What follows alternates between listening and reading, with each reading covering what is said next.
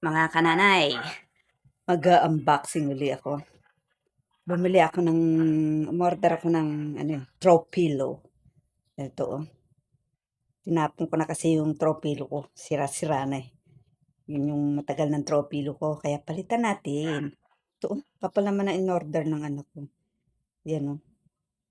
Kapal siya. Tapos parang ganchilyo yung ibabaw.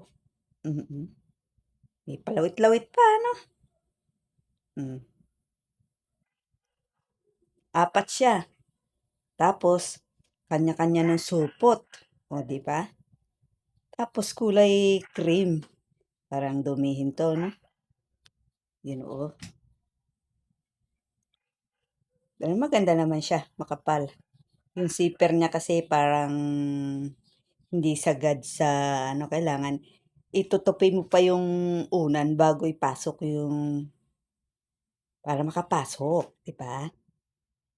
Oh, nice siya, oh. Kapal, oh, di ba?